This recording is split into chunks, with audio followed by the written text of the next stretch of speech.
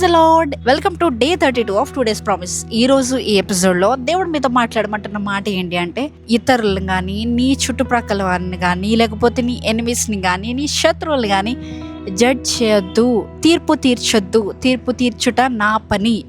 This is what God gonna say to you. దేవుడు నీతో చెప్పమంటున్న మాట ఇదే.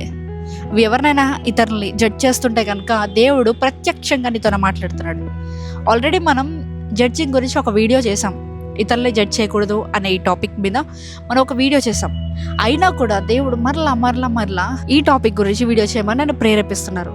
అసలు మనం ఇతరులని మనం జడ్జ్ చేస్తున్నామంటే, నేను మీకు ఒక స్టోరీ చెప్తా.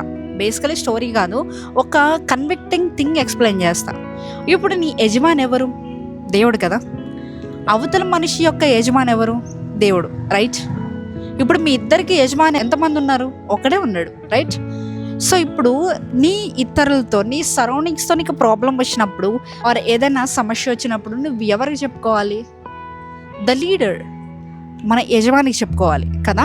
మరి నీ ఇతరుల యజమాని కూడా దేవుడే కదా. మరి నువ్వు అలాంటప్పుడు నువ్వు ఎదుటి వారికి తీర్పు తీస్తున్నావంటే యజమాని కూడా తీర్పు తీస్తున్నట్టే. ఇప్పుడు ఫర్ ఎగ్జాంపుల్, నాకు ఒక బిడ్డ ఉన్నాడు. ఆ బిడ్డ తన స్కూల్లో తన ప్రిన్సిపల్ చేత చాలా తిట్లు తిట్టించుకునబడ్డాడు. ఓకే, సో ఇప్పుడు ఆ ప్రిన్సిపల్ తన్ను తిట్టినా నన్ను తిట్టినా ఒకటే. ఎందుకంటే నా కొడుకుని తిడుతున్నారు కాబట్టి నన్ను తిట్టినట్టే. నేను తీసుకుంటా. సో అలానే దేవుడు కూడా ఆయన రూపంలో మనం చేయబడ్డాం, ఆయన యొక్క ఇమేజ్లో మనం చేయబడ్డాం. మనల్ని ఎవరైనా తిడుతున్నారంటే దేవుడిని తిట్టినట్టే.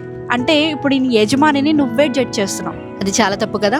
సో ఇప్పటి నుంచి ఒకటి గుర్తుపెట్టుకోండి. ఎప్పుడైనా కూడా మిమ్మల్ని ఎవరైనా జడ్జ్ చేయాలనిపించినప్పుడు, అంటే మీరు ఎవరినైనా జడ్జ్ చేయాలనిపించినప్పుడు ఒకే ఒకటి గుర్తుపెట్టుకోండి, దేవుడిని మనం జడ్జ్ చేయడానికి అర్హులం కాదు. We are not capable to judge God. So ఇప్పటి నుంచి ఇతరులను జడ్జ్ చేయడం మానేసేయండి.